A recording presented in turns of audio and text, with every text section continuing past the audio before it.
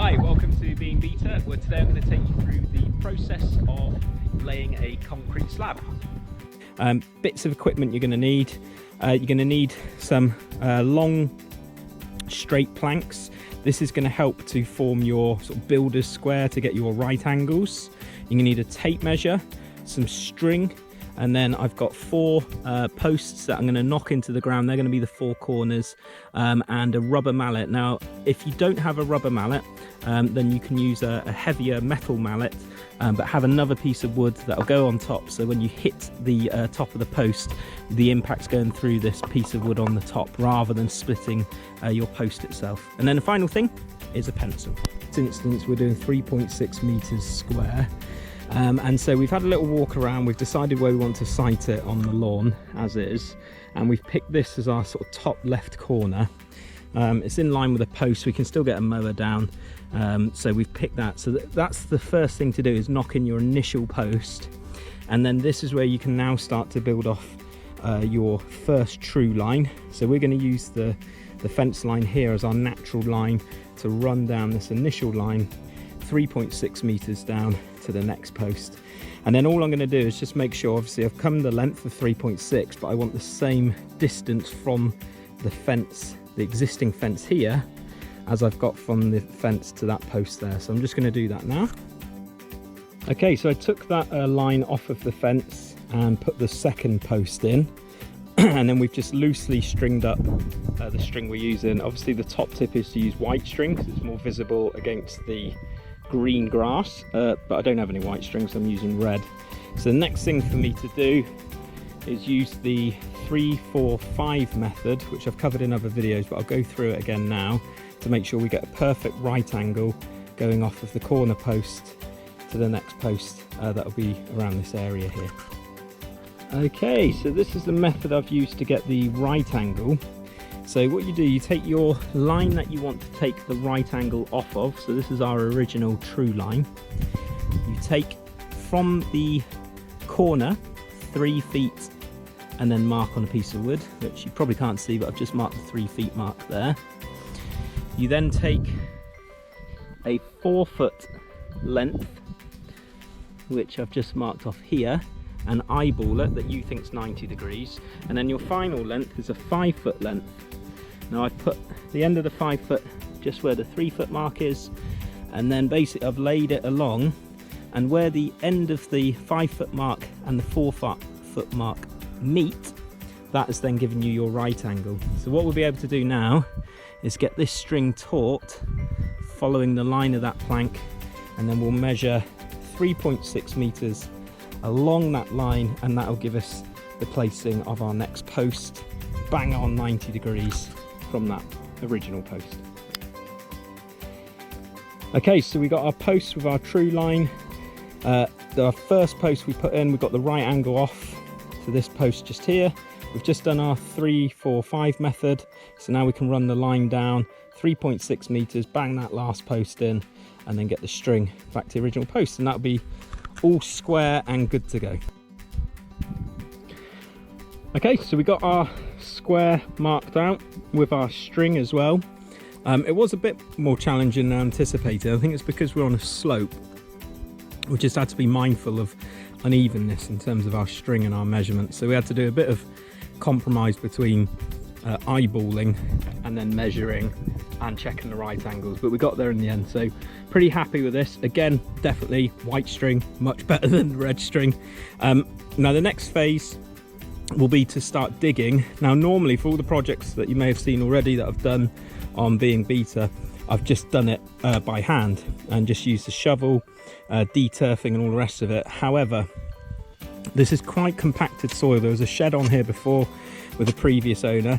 It's pretty hot. It's in sort of 20 in the high 20s degrees centigrade, and I've always fancied a go on one of these.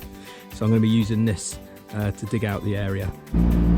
Okay, so this is the first time I've been operating a digger, and it's not that intuitive. Well, I guess it is, but it would take some practice. But essentially what I'm doing now is just scraping away the topsoil, which I'm popping into the wheelbarrow, which will then go up to the end of the garden where there's a natural dip which will fill in. So I'm just going to go through the process now, and you'll have to be patient because again this doesn't come naturally to me.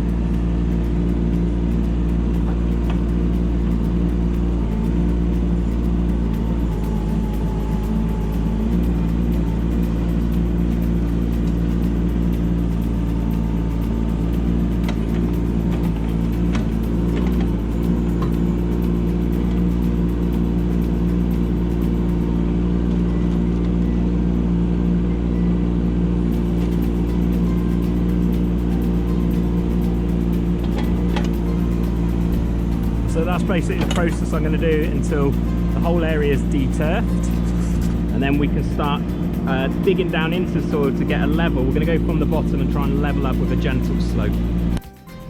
Of course, when you want a break and you want the job doing properly, get someone more experienced and better skilled than yourself. So thank you, Irvin, for your help. Okay, so with the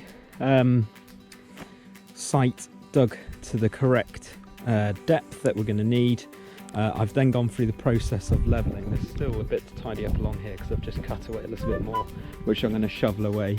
But essentially what I had to do was go up the top and pull the bucket in towards where I was initially, just to get it relatively level, and then essentially just scooped it away, and that was basically to get it nice and flat. And then I had to come all the way around this side in the digger because it was all built up as a bun line in the middle, and then use the front blade and reverse and adjust the depth of the blade to get a nice sort of smoother finish on here. And then where I needed to take out little mounds, either I scraped or I dug in and then replaced over on the little dips. So overall, yeah, definitely, you know, it's not as flat as a pancake, but actually it will serve the purpose now in terms of putting the hardcore down. Yeah, much more skillful and talented volunteers than I, helping out, doing a great job. Okay, so we've checked the level by using a long plank and the spirit level, and we're just seeing for any raised ground that we had to clear away. So that was a couple more bucketfuls to scrape away, and now we're getting the subsoil in, which in this case we're using hardcore. So we're just dumping it up, and the reason we're putting it up the slope is that we're going to use gravity to our advantage as we rake it down rather than working against the hill. So we're just going to get that in now and then start to rake it out and get it nice and level. Happy days. So we used a landscape rake to roughly get it evenly distributed and level roughly by eye. And now we're going through the process of compacting the hardcore down. And another far more skilled volunteer has stepped into the breach. Okay, so next stage in the process, we've made lengths of our frame to the size of the slab that we want. So we're going basically 12 feet on this.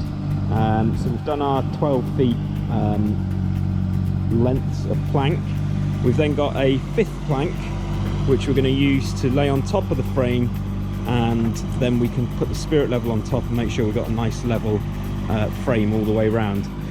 Now what we have done, we've put in the first plank of the frame, put the spirit level on top, and just gauged how much of a steep angle we want. And what we've decided to do is shallow the angle a little bit more. So we're now going to dig out at this end, and then basically we'll have a less severe step off of the end of the slab. Right, so we're nearly there with the frame now.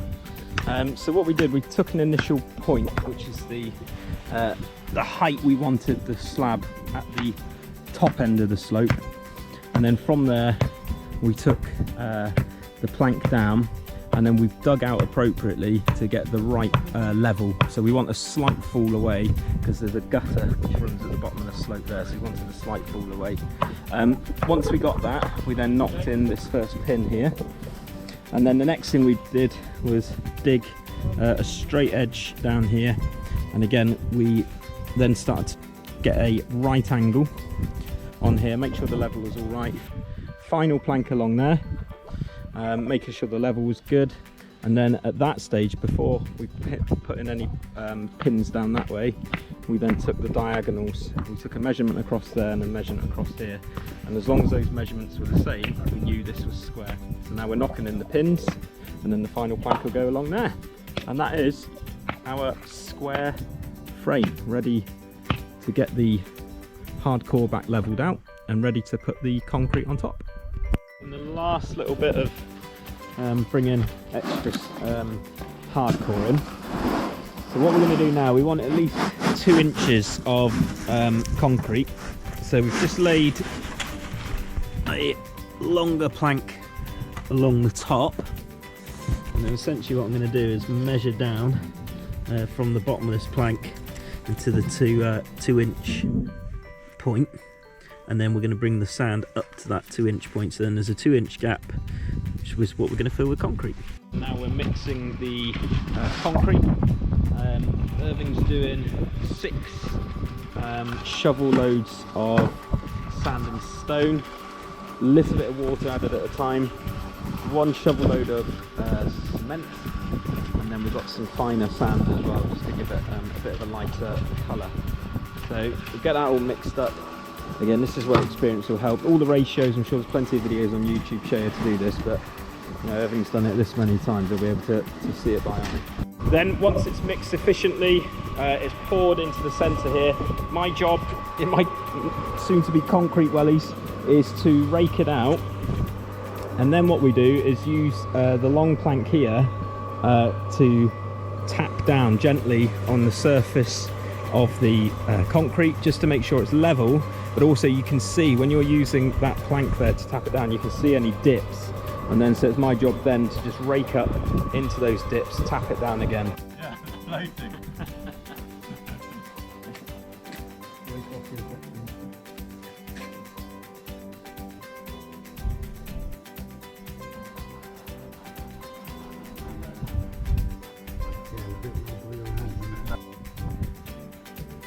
Great stuff. So all the volunteers have now left, so I'm just doing a quick sort of recap on what we've done. So basically using that method, we just carried that on right the way down, and then when we got the concrete mixed about here, that's when we then put in the rear plank to create that frame. Just made sure, double checked everything was all still square, which it was.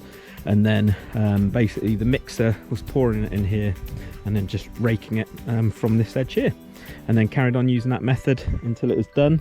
The only thing we need to do now is just lightly mist with water the concrete slab now, just because there's quite a wind and we've had quite some strong sunshine, and if it dries too quick and releases too much moisture from the slab, then it can crack. So we're just going to keep it a little bit moist, and then we're going to leave it about 3 days, so more than enough time for it to set, and then yeah, we can take away the frame, and I'll show you that process in a bit. Okay, so we've just started removing the frame from the outside of the slab. This is day 3, so we've given it extra long to set. It's still quite delicate apparently on the corner, so we're going to leave it 7 days before we start putting anything on top of it, and that's 7 days from the point of laying. But yeah, essentially we just pulled out the posts, had to lever them out using a crowbar and a club hammer very gently, and then once the sort of posts are out of the way, the plank then slid away. So the only one which has just been done has just been taken away now. So last little thing to do now then is basically to fork this soil here, get some oxygen in, grass seed. We're going to infill with some topsoil all around the edges, and then again reseed, and that'll be it. Done and ready to put furniture on. As always, thank you very much for watching. Please like, comment, share and subscribe to help other beaters out there too. Take care.